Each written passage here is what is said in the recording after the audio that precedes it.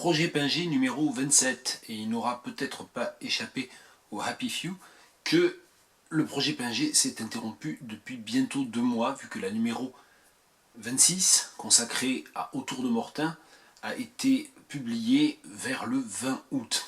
Alors aujourd'hui nous sommes le 10 octobre, et il y aura bientôt 1 an que j'ai lancé le projet Pinget, et si on fait le bilan, bien finalement 26 vidéos en 52 semaines, ça fait une vidéo tous les 15 jours, et vu que le projet Pinget demande un vrai travail de préparation et d'approfondissement, ça n'est pas si mal. Alors selon le principe des vidéos impaires, je vais aujourd'hui faire une vidéo assez brève et pour le coup très peu préparée. Alors il faut tout d'abord, pour faire un peu le point sur le projet et pour expliquer pourquoi il s'est interrompu près de 2 mois, eh bien le problème majeur que j'ai, auquel je dois faire face, c'est que la vidéo monographique suivante, la numéro 28, elle sera consacrée à quelqu'un, et que quelqu'un, je l'ai lu il y a 2 mois, et j'ai pris plein de notes, j'ai écrit plein de choses en fait dessus, sur plein de petites feuilles volantes qui sont dans le livre, dans mon exemplaire de quelqu'un, et du coup, entre ça, le fait qu'il y a beaucoup de notes, et donc du coup trop de notes pour faire une vidéo, et que d'autre part, les semaines passant, je vais avoir peut-être du mal à retrouver ce que je voulais dire et mes impressions de cette deuxième lecture de quelqu'un, je suis un petit peu face à quelque chose qui m'effraie moi-même, et donc voilà, c'est aussi parce que d'une part c'est assez effrayant et chronophage, et d'autre part, et c'est aussi l'explication majoritaire, là ça fait quand même 1 mois et demi que je n'arrête absolument pas de bosser et que j'ai pas le temps tout simplement matériel à consacrer à cette vidéo. Je pense que pour faire la vidéo sur quelqu'un, il va me falloir une vraie journée de travail, et une journée complète de travail, actuellement, je n'en ai pas.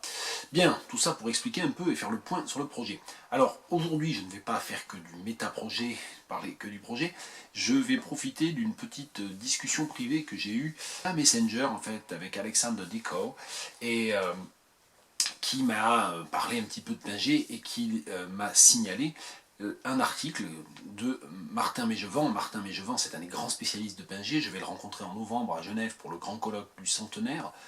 Et Martin Mégevant a écrit dans les cahiers Max Jacob un article sur un hommage rendu par Robert Pinget à Max Jacob, une conférence prononcée, une conférence inédite en fait jusque-là, prononcée par Robert Pinget en 1964 au sujet de Max Jacob. Alors du coup j'ai lu l'article de Martin Mégevant, et je dois signaler, et c'est aussi un des charmes et un des côtés tentaculaires et un peu effrayant finalement de ce projet Pinget, je dois dire que j'ai très peu lu Max Jacob, que je le connais très peu, et du coup Alex m'a conseillé notamment de lire Le Cabinet Noir, que je me suis empressé d'emprunter à ma BU, mais que je n'ai pas eu encore le temps de lire.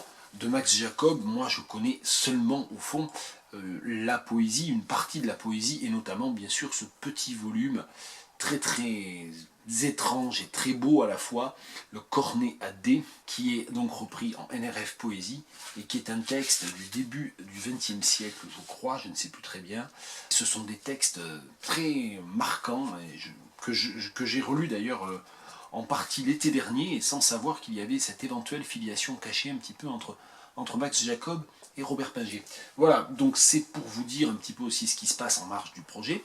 Aujourd'hui, histoire de vous parler un petit peu plus de cette filiation, je vais vous lire quelques extraits de l'article de Martin Mégevant qui s'intitule, il faut que je le retrouve, Robert Pinget, Max Jacob, les inclassables de la modernité, à propos d'une conférence de Robert Pinget sur Max Jacob. Et c'est donc un article de Martin Mégevant paru dans les cahiers Max Jacob, année 2012, volume double 11-12, page 107 à 117. Et alors les passages que je voulais lire sont des passages dans lesquels Martin Mégevant cite la fameuse conférence, mais il l'introduit avec ses propres remarques. Voilà un petit peu ce que l'on lit dans cet article. De la douzaine de livres de Max Jacob que possédait Robert Pinget, il semble que Le Cabinet Noir et Cinématoma, qui sont des recueils de textes de prose, aient été lus et relus de manière particulièrement attentive, ou qu'en tout cas une importance particulière leur ait été accordée si l'on se fie à la quantité de signés glissés dans ces ouvrages. Ils sont comparables, surtout aux textes pingétiens des années de la fantaisie baroque, de Fantoine à l'Inquisitoire, 1951-1962. C'est la partie dont je me suis déjà chargé dans le cadre du projet Pinget. Tous ces livres ont déjà été relus ont déjà fait l'objet d'une vidéo. Je poursuis ma lecture de Mégevant. Outre la dimension d'oralité qui donne sa tonalité propre à chaque texte selon les qualités particulières de son locuteur ou de sa locutrice, Jacob a recours à de nombreux effets de féminisation de son discours auxquels Pinget a certainement été sensible. On se rappelle peut-être que dans Cinématoma, la majorité des narrateurs sont féminins. Chez Pinget, on assiste à une fréquente thématisation de l'ambivalence quant au genre, comme l'exemplifie la transformation du roi en femme à la fin du roman Baga. Mais de cette question du féminin dans l'écriture de Max Jacob, Pinget ne dit mot dans sa conférence. Il féminise certes Jacob de manière désinvolte et amusante en rappelant qu'il a été, entre autres, citation, tireuse de cartes, fin de citation. Ce sera la seule allusion discrète à la question de l'ambivalence sexuelle chez Jacob, qui a certainement joué un grand rôle dans la séduction que son œuvre a exercée sur le jeune écrivain. Mais sur ces questions qui touchent à la sexualité, Pinget préfère avancer masqué sous les fantasmes de ses fictions. Il ne s'exprimera jamais publiquement sur ces questions. À la place, ce qu'il met en évidence concernant les procédés stylistiques de Jacob, c'est une dimension de psychomachie qui sous-tend son écriture.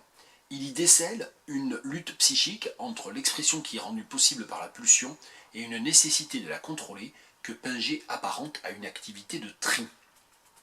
Et là, Martin Mégevant cite la conférence de Robert Pinget à propos de Jacob. Il, Max Jacob, a toujours refusé de construire un livre, mais il prenait la longue peine de vérifier, de peser chaque mot après le travail d'accouchement, que chaque mot rendit le son du sacrifice probablement, ce qu'il a appelé l'inconscience surveillée ou le rêve éveillé. C'est là la différence avec les procédés de l'école surréaliste qui ne voulait pas de contrôle. Max Jacob, lui, contrôle, choisit dans ce qui est sorti malgré lui les touches qui lui paraissent les plus significatives, celles qui rendent le mieux l'idée de son désarroi. Fin de la citation de Pinget parlant de Max Jacob.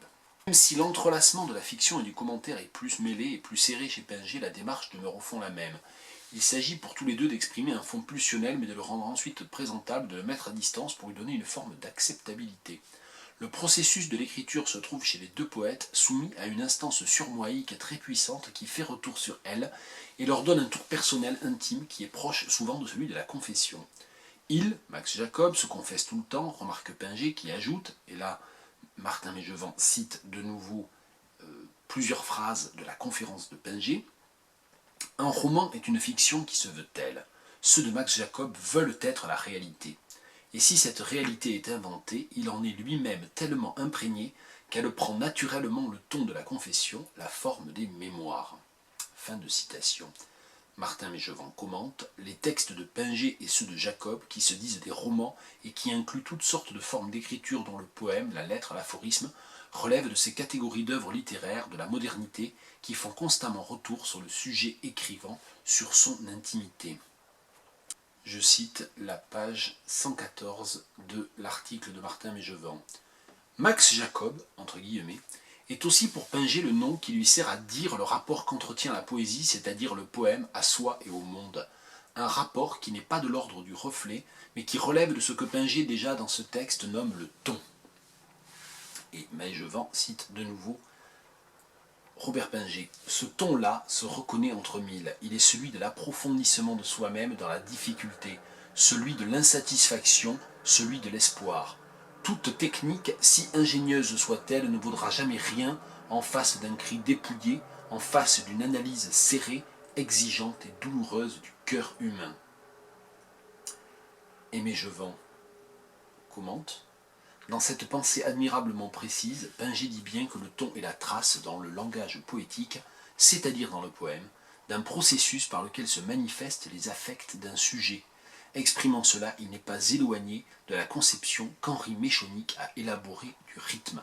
Et moi qui travaille beaucoup, qui réfléchis beaucoup dans ce projet Pinget sur cette question du ton et sur la manière dont effectivement le ton est une des manières principales dont Pinget travaille la question de la subjectivité, et donc la question du passage de la personne, personnalité, figure à un personnage ou à une multitude de personnages, qui finalement permet aussi de travailler la spectralité des personnages, toute cette analogie entre Pinget et Jacob, toute cette révélation de la conférence de Robert Pinget au sujet de Max Jacob, ainsi que la référence finale à l'analogie entre le ton pingétien et le rythme de Meshonic vraiment m'a beaucoup intéressé. Voilà, c'est ce que je voulais vous livrer aujourd'hui pour cette vidéo plus brève, numéro 27, en attendant le gros morceau qui me fait peur depuis 2 mois, la 28, la vidéo monographique consacrée à quelqu'un.